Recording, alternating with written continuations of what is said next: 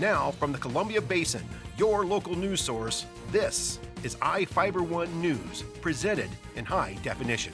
The #1 source for real-time local news, local sports headlines, and our very own Weather Center forecast covering the entire Columbia Basin.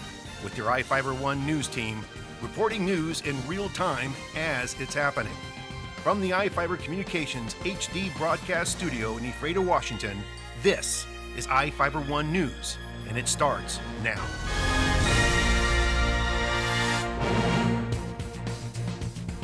Welcome to iFIBER One News. I'm Alan Troop with your weekend edition.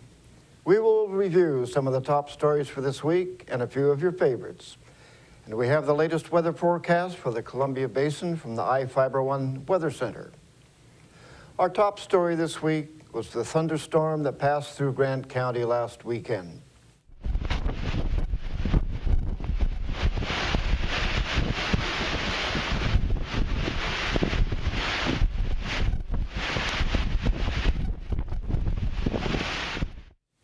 Power poles were broken by high winds and lightning helped knock out power. About 42% of Grant County was without electricity until the Grant County PUD could finish repairs on Tuesday. Trees all over the Columbia Basin took the brunt of the storm, with many being knocked down. Some fell on power lines, some on fences, and some on houses and buildings.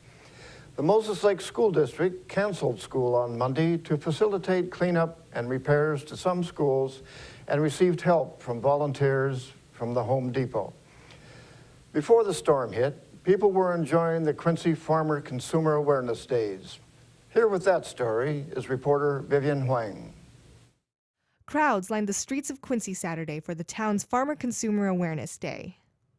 Tia Major, director of the Quincy Valley Chamber of Commerce, says the event has grown since its inception 30 years ago. The Farmer Consumer Awareness is a program or an event that was started up over 30 years ago, and it basically, in the beginning, was to educate people on where their food comes from.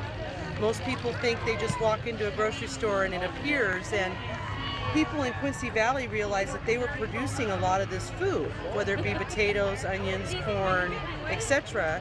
And they realized that a lot of people didn't really know how it got from field to the table. So that's how it pretty much originated, and it's just kind of grown from there. We have all of our service groups, Rotary, and the different Lions, the different groups that come in and do what they do with their booths with food, and so it's kind of a big deal. The Farm to Market 2K 5K run kicked off the day's events. Participants gathered at the front of Mountain View Elementary School in anticipation of running to start off the day.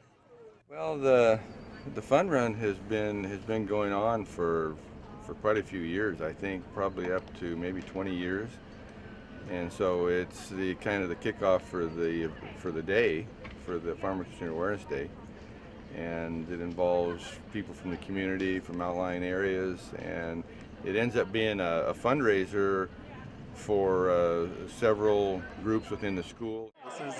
This is our big event in Quincy. I grew up here, and I live in Moses now, but I come back every year for, this is one of the things, get to see a lot of my buddies from the old days and just, celebrate Quincy, so it's a good time. The fun run was followed by a grand parade downtown Quincy, where floats graced the streets and dancing horses bookended the parade. A myriad of food vendors, exhibits, car shows, and other activities were also underway at Quincy High School, where most of the day's events took place. For iFIBER One News, this is Vivian Huang. At the same time, Quincy was also enjoying the Balloon Festival. Hot air balloons dotted the sky Saturday morning for Quincy's annual Hot Air Balloon Festival sunrise launches. Kent and Kim Bacon, owners of the Parties on the Green venue, started the Balloon Festival 6 years ago in tandem with Quincy's Farmer Consumer Awareness Day. Working closely with the Northwest Pyrotechnics Association, their epic fireworks display caps off the day's festivities. Spectators observed as 7 balloons launched one by one at the crack of dawn, floating southeast from the site. I it's very quiet, and you just felt yourself floating, and it was so subtle that you just hardly realized that you were lifting up off the ground. And then once up there, you just saw like a patchwork of everything. You got to see all the farms, and then at one point he came down and did a practice landing, and it was a little rough. Glasses almost fell off my face. But then we went right back up again, and then the next landing was much softer. And he brought us down to where we like barely going across the tops of the cornfields, and then we would go back up again, and it was absolutely beautiful. The Parties on the Green Balloon Festival falls on the second weekend of September every year to promote tourism in Quincy. For iFIBER 1 News, this is Vivian Huang. Now that looked like fun. Each of the people you see here has warrants for their arrest and is wanted by various law enforcement agencies. If you see any of these people, the DLC asks that you not attempt to detain or apprehend them, but to call police.